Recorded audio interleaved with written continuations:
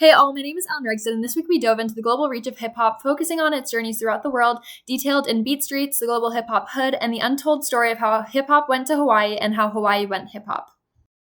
Globalization has had a dual impact on hip-hop culture. Positively, the telecommunications revolution, including internet and satellite TV, has allowed this music to become a global phenomenon, carrying self-empowered messages and pro-life rating across nearly every country. This hip-hop culture connects marginalized youth across the world by translating African-American culture into a universal language of shared political and social challenges. However, the expansion is deeply complicated by late capitalism. Hip-hop is intensely marketed, commodified, and snared by a global supply and demand system, leading to cultural appropriation, such as the Russian political sphere using artists like Hammer as pawns in the Americanization process.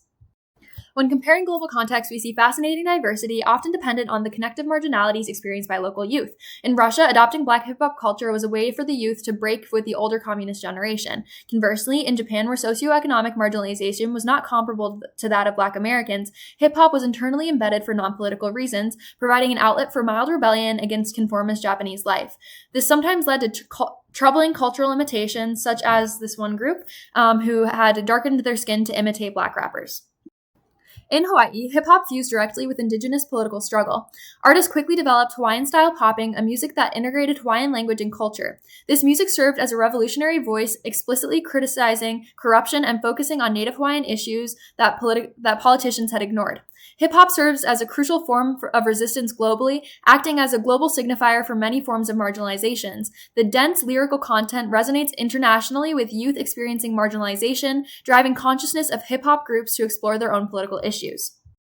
In Hawaii, this resistance takes a uniquely local form. Artists construct agency by reflecting on the island's inherent distrust for government. They use storytelling to address local problems like poverty, drug epidemics, and homelessness. Furthermore, community efforts like the 808 Urban leverage graffiti murals to pass on traditional Hawaiian stories and knowledge to younger generations, promoting cultural continuality and accountability. A major takeaway is that African-American expressive culture through hip-hop has become dynamic, an adaptive force to globally challenge cultural boundaries and political expectations, even while facing commodification. There are two quotes from Beat the Streets in the Global Hood, Connective Marginalities in the Hip-Hop Globe, that really stuck with me. The first was from page 173. Hip-hop, as an extension of African-American popular culture, then becomes a global signifier for many forms of marginalizations. This resonates because it really captures the core argument of hip-hop transcending of its geographic origins and becoming an international language, a universal sign of shared oppression, connecting with desperate groups worldwide.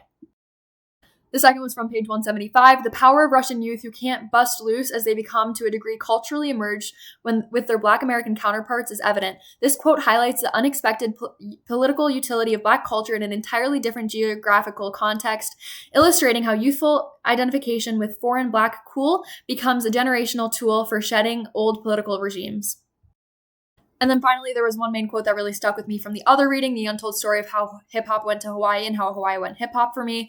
It was, hip-hop has always been a tool for the underrepresented. If there's an artist the kids can relate to, it will show them that they're not alone and that there is hope. This emphasizes that hip-hop is a vital empowerment tool, and it can function particularly for marginalized Hawaiian communities that are dealing with modern changes, framing the music not just as an art, but as a pathway for emotional and creative survival. Thank you.